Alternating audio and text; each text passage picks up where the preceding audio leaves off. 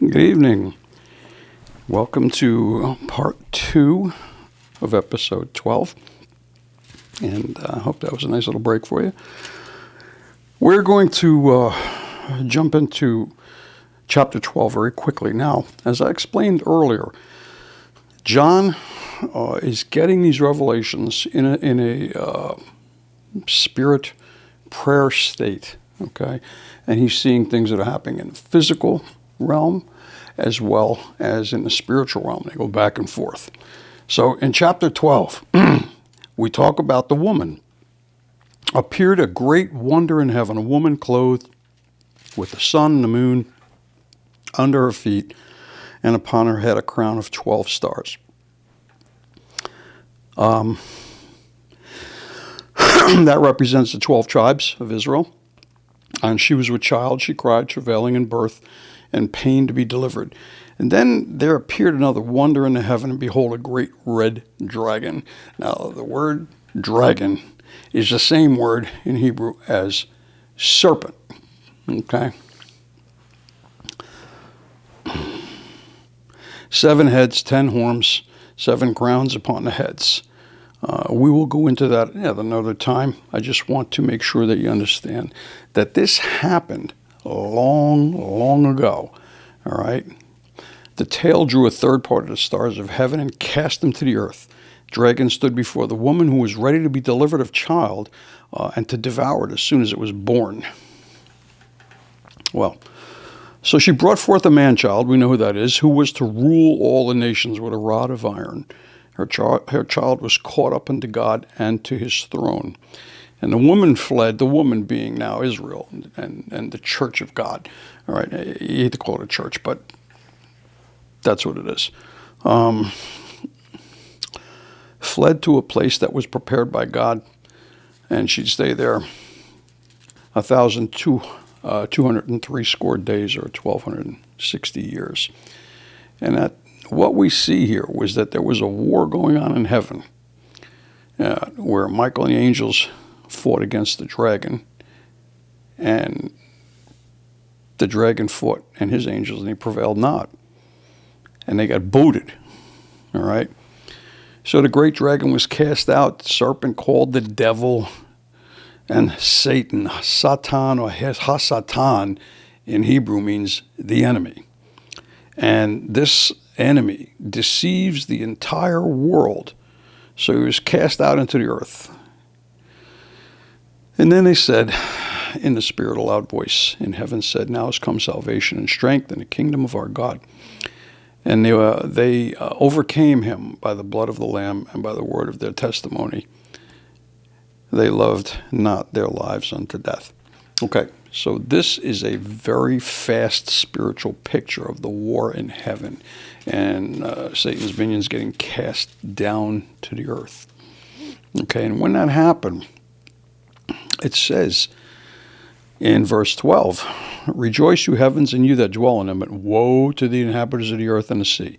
For the devil's come down to you having great wrath, because he knows that he has only a short time. Okay, now the word dragon also means in Hebrew a sharp-sighted serpent, one with a sharp eye. One with a sharp eye. Okay? And now, in verse 13, we see the war on earth. That was the war in heaven. Now is the war on earth. When the dragon saw that he was cast to the earth, he persecuted that woman which brought forth the man-child. And the church has been under persecution for a long time, and so has the Jewish people primarily. All right. And the woman was given wings of an eagle. She might fly to the wilderness for a time, be nourished there, and get away from the serpent. Okay? And it says in verse 15, the serpent cast out of his mouth water as a flood after the woman, that he might cause her to be carried away of the flood. Well, the flood is essentially, it's a persecution, all right? It's a destruction. In the Hebrew, it's mabul, and it means to destroy, all right? So that's what it's from. That's where the root is in that word. So there's a flood of all kinds of things going on to cause destruction of man, the earth, everything. And the earth helped the woman when it's opened its mouth and swallowed up this flood that the dragon cast out of his mouth. But he was wroth with the woman, and he went to make war with the remnant of her seed. And that remnant is very important because it says the remnant, all right, which... two things: keep the commandments of God and have the testimony of the Messiah, of Yeshua. That's an interesting point, because if you think about it, mostly who keeps the commandments? Or we hope that we all are doing or trying to, but it's very focal in Judaism where the law was given to them to keep God's commandments. But it was also prepared for them to receive the testimony, all right, the witness, the martyrdom of the Messiah, the anointed Messiah, salvation of God, Yeshua, or Jesus Christ, as they call it in English. And the reality is that you have to have both, all right, in order to really achieve the kingdom goals and get where God wants you. So it's a very interesting thing. You've heard me talk about people that are called Messianic Jews or Messianic believers. Those are both Jewish and Gentile people that embrace the first century roots of Yeshua, Jesus, who he was, who he is. A priest after the order of Melchizedek, forever a high priest, a prophet, the Messiah, the Son of God. So you got to have both. You got to have both. So that kind of takes care of what was going on in heaven and how it begins to manifest on earth. Now, when I go into chapter 13, everybody has heard of the beast of Revelation, okay? It's pretty common knowledge. Everybody says, oh, the beast, the mark of the beast, and this and that. Well, I got news for you. There ain't one beast. There's two. Just like there's two marks. Well, the mark of the beast, what do you mean? That's all one thing. The Antichrist, blah, blah, blah. Forget about it. It's not the way it is. Open the book to Revelation chapter 13. And we're going to read about the two beasts. The first beast is out of the sea. The second beast is out of the earth. Okay? So out of the sea, when we talk of the sea in ancient times, it means the sea of mankind, the nations, okay, all over the world, all over the earth, all the nations. And the beast had 7 heads and 10 horns. And it was like a leopard. Feet were like a bear, mouth like a lion. And the dragon gave the beast his power and his seat and great authority.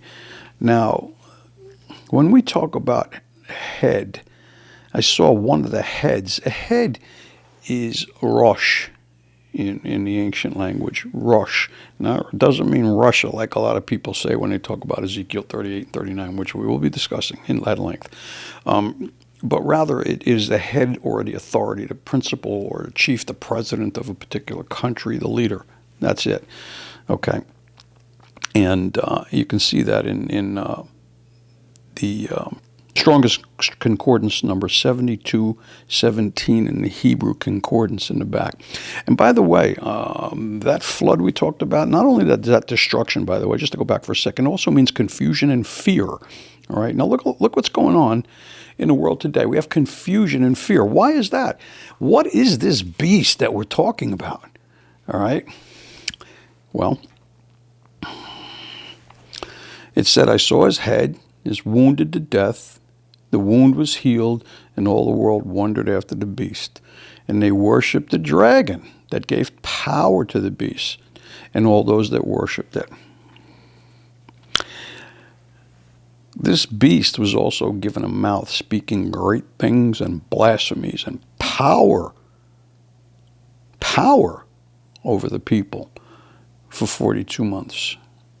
Okay, which coincides with the time of the 2 witnesses and their testimony. And the beast and the dragon blasphemed God, and it was given to him to make war with the saints and to overcome them. And power was given to him over all the kindreds and tongues and nations, and all that dwell on the earth, whose names are not written, or written in the book, rather, and slain for the Lamb from the foundation of the world. You got to listen up, because what he's saying is, he that leads into captivity will go into captivity, and he that kills with the sword must be killed with the sword. All right, and here's the patience of the saints. So what is this beast out of the sea? We are watching it today. It is this push for the last 50 years, one that the elder President Bush mentioned, and it is a new world order. You keep hearing about a new world order, a reset. You keep on hearing about what they're doing in Sweden, which has to do with some marks. We keep on hearing this push for a one world government, a one world communist government. It's infected the United States. Why? Because they want control. This beast is a world governmental system that includes many, many nations. And it's been trying to force its way in and push its way in, and it is pushing its way into our life in the United States right now. If you don't see this, okay, this is not one of these false calls to arms and, in the past they said, the end is near. I got news for you, okay? This thing is happening right now. And it started by the installation of fear worldwide over a virus bug, which was a biological warfare perpetrated against people of the world, in the United States particularly. Look what's going on around you. All you hear is socialism, push left, communism. Every day it's in our face. And it's not just here, it's around the world. So that's that system, that governmental system, which is in fact a beast. And that beast obviously gets its power from the serpent or the dragon, okay, because this guy plays both sides of the fence. And you need to understand that. Now there's another beast. If you look at Revelation 13, verse 11, and it says, behold, another beast came up out of the earth. So the first one came out of the sea, next one comes out of the earth. Now remember, this book is being written in the Middle East, in the desert, all right? Patmos is an island, which is referring to the land here in the Middle East. And it had two horns like a lamb and spoke as a dragon. Again, so we see a dragon. And exercised all the power of the first beast, all right, and then therein caused to worship this first beast who had the deadly wound in the head. All right, now, there are great wonders that this beast does.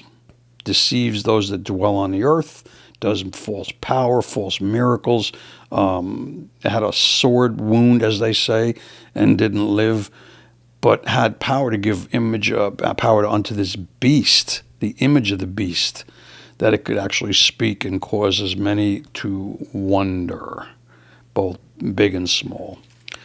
So it says that it basically had power over the great, the rich, and the poor, the free and the bond, to receive a mark in their right hand or in their forehead, and that no man might buy or sell unless they had the mark, or the name of the beast, or the number of his name. Okay, now the number of his name, everybody wonders about the 666, okay? And I'll tell you the truth,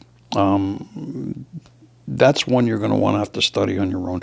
It's a function of Hebrew gematria, which, remember, each Hebrew letter has a numeric value, everyone from 1 to 400 in the entire scope of the alphabet. And what we see here is a discussion of these beasts, who has power over them. So the dragon is giving both of these beasts its power and its authority. And we see the world system, and we also see a religious system, okay? A religious system. And the religious system is also part, or has been a part, of the world system for so long. And we have to really take the time out to understand what's going on here. You have, right now, in the world system that we talked about, an economic system, governmental system, monetary system, everything. They want it to be one, and they want it to be fundamentally socialist. They want to take property ownership away. They want to make sure that you have whatever they think you need to have. And they'll stop you from going in stores and restaurants and buying and selling and all this other stuff. It's about, if you think it was bad, it's about to get a little worse if this pans out that way, which it seems to be. It talks about the first beast, okay?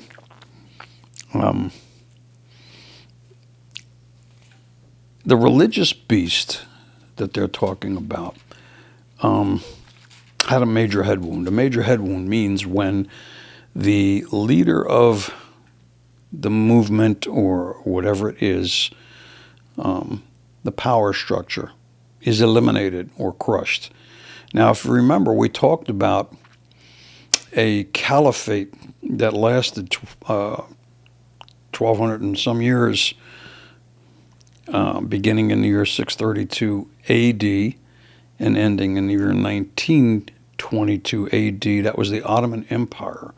So while it was an earthly beast out of sea like everything else, it was also functioning as a land beast that was generated, fueled, and executed under the guise of a religion. Okay? And as we said, all the churches in Asia Minor, all the places that we're talking about, all the places in Ezekiel 38 and 39, Gog, Magog, Meshech, Tubal, Rosh, okay, all those heads originated in Turkey. Now, if you've been paying attention in the news, on January 2nd, I believe, or just around that time, Turkey changed the spelling of its name to make it more Arabic. Okay? They've also aligned themselves with Russia. And how did they do that? Well, about 8 months ago, they are the first NATO country to ever conduct joint military exercises with Russia, who is not a NATO member. Okay? Never happened before. Meanwhile, we have several other NATO nations, the Czech Republic, Greece, and maybe Italy, leaning toward Russian fascism as a governmental oversight system, okay, which would be the few controlling the many, because they'd institute socialism to the degree necessary to control their population. But these countries are NATO countries, and they're leaning in a different direction, okay? In the meantime, China, on the other hand, which is part of this whole scenario, and their 1,100-year trading partner, Iran, are wreaking all kinds of havoc. Iran has several thousand UAVs, drones, stationed 2,000 miles off the coast of the United States from Miami in Venezuela as of this week, first week of January, year 2022. And they're both reconnaissance UAVs or drones, as well as weaponized drones that can strike. The reconnaissance comes back, gives intelligence, downloads pictures and intelligence on sites and places, vulnerabilities, feeds that information into a threat capability, and the drones can be armed and programmed like a missile, except they're much smaller, and they can do what they have to do. As well as that, we have Turkey, as I said probably in the last show, or not last week, with their President Erdogan, who is mimicking Selim I, who was a bad guy, who was the ninth caliphate. He's trying to resurrect the caliphate under Sharia law, all right, and teamed with Russia. They want to make that move down toward Israel, Saudi Arabia, Iran, and China moving in the other direction, all right, to create a energy hegemony. And, they got Israel in the middle. And the Iranians and Hamas through Syria have been already lobbing bombs at Israel on January 3rd and 4th, according to the news. So, and we don't always get to see it all. You got to check it out in military news and some of the other things like that. International news, BBC, you can probably get a lot better information than we get over here. And evidently our population is not smart enough to be able to understand the news. But so you have a situation, and that head wound, by the way, what we understand, that head wound was, as I said, in 1922 when that caliphate, which was and then was not and is again, is going on right now. So you have two beasts. You have a world system beast, and you have a one that is tied to a system like that, but is also independent because it is a beast that is bringing forth an apostate religion. Okay, and we need to understand that to see how this is going to play out. These two beasts each have a mark, by the way. Okay, and here we talk about it. And the the beast in verse 16 of chapter 13 in Revelation, he causes all, both small and great, rich and poor, free and bond, to receive a mark in their right hand or in their foreheads. Now, in Hebrew, the word right hand also means right arm. You can take that wherever you feel the Spirit's leading you. However, I will say this. Regardless of the incidence of marks in the hand or the arm, in Sweden, they released a technology this week, which is a rice-sized granule as an implant in the right hand. I saw them actually on a video doing the insertion. There's been several videos and several news stories about it, how I think it's Norway. The guy said, this is a done deal. This technology is going to go over, and it's meant to track your medical information. Ha ha. If you believe that, believe me, I can find a couple of bridges. Maybe we make a deal. So you say, well, that's a mark. Yeah, it's a mark by this whole business, this beast. I already told you about the United States' disengagement as the overall purveyor of the internet. They kept the World Wide Web, www, but the internet they offloaded to a company called ICANN. And ICANN stands for International Corporation for the Accumulation of Names and Numbers. For what? For what? To populate those chips that are going in people's hands? To track everything they want to do? Every transaction you make? How many times you go to the bathroom? When you leave your house, where you go? It's all about control. And that mark is a way that they'll do it. Now, just like we said that Esau, who evolved into Turkey and ultimately into this religious system in the Middle East, just like that, there's also a mark in this particular religion. Just like there was 12 tribes of Ishmael, there is a mark. And it's in the forehead. And you say, how is that? Well, it's called in Islam, it's called the mark of prostration. Look it up. You find it just by poking in your browser. And the mark of prostration is such that when the proponents and followers of Islam, particularly up there in Turkey, Sharia law, when they pray several times a day and they're on their knees, prostrate, then their head doesn't touch the ground. It actually has a pebble, a flat, like a little stone under it, such that your head never touches the ground, but it touches the stone. Well, if you do that long enough, every day, 4 or 5 times a day, 6 times a day, how many times ever that they face Mecca and pray, is going to create a mark.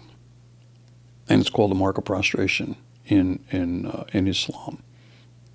And it's just a part of their religious process.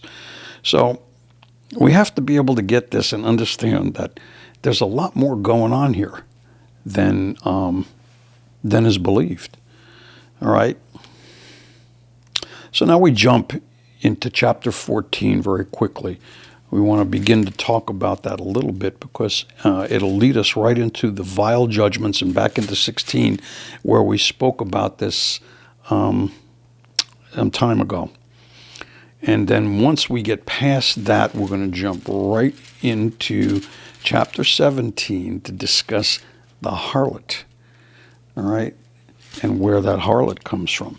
So the 144,000, we talked about that prior, and we talked about 12,000 from each tribe of Israel. But what it says here, as in chapter 14, as the Lamb stood on Mount Zion, with 144,000 having his father's names written in their foreheads. See, we got a mark too, or at least the folks that are, not just we, I'm saying all of us that are hopefully are saved, not only the 144,000, but the great multitude we spoke about. And these were redeemed from the earth. That means they were pulled out. The remnant, okay, was pulled away. They weren't defiled with women, which means they did not follow false religion or idolatry, of which, as we said, let's remember, we talked about Alat instead of Allah and how it became Allah, but it was originally a woman, all right? They're virgins, and when they talk about virgins in the Bible, they're talking about having no taint with other religions or false religions, except that which is the book that God gave us right here. And they follow the Lamb. I'll say so they're not only Jewish believers, but they're ones that follow Yeshua, all right, wherever he goes. They were redeemed among men as the first fruits of the Lamb, and there was no guile found them and no fault in them before the throne of God. So at that time, now the angel makes an announcement unto those that dwell on the earth and all the nations and kindreds and tongues and people, saying, Babylon is fallen. Okay, Babylon, the great city, was made the nations drink of the wine of the wrath of her fornication. Okay, all this Baal worship, porneia. All right, fornication is porneia, pornography. All right, that's what it is. And the third angel followed him. He says, any man that worships the beast in his image and receives his mark in his head or his hand, all right, that's when they're going to drink the wine of the wrath of God. And it's going to be poured out in his indignation with fire and brimstone. You see how it's leading right up to chapter 16 as we get closer. And the torment and the smoke that ascends forever for those that worship the beast and have his mark. All right? But here's the patience of the saints. Those that keep the commandments of God and have the faith or the testimony and the truth and belief in Yeshua, in God's salvation, will be pulled out of here. Okay? And he says, blessed are the dead that die in the Lord from henceforth. The spirit may rest from their labors and the works follow them. And then there's a harvest judgment. All right. This is going on back in heaven now. All right. The angel comes and cries with a loud voice and says, thrust thy sickle and reap, for the time has come. That means to pull them out. We talked about that rapture. We're pulling them out, getting them out of here. Okay. The harvest of the earth is ripe, and the sickle and the earth was reaped. All right. And another angel came out and had power over fire, which we found out in the vial judgment, all right, in chapter 16. And he cried with a loud voice and said, get them out of there. All right, get them out. Pull the clusters of grapes out. He did so. And then the great winepress of God's wrath hit. All right. Blood came out of the winepress and pressed hard up to the bridles of horses of 1,600 furlongs. And this is the preparation for the vile judgment that comes. So let's stay tuned. We're going to next hit chapter 15 and then jump into 17 as we move forward in this. Okay, so listen, may he who makes peace in high places make peace for you. Until next week, God bless, stay well, get in a Bible, study. Peace.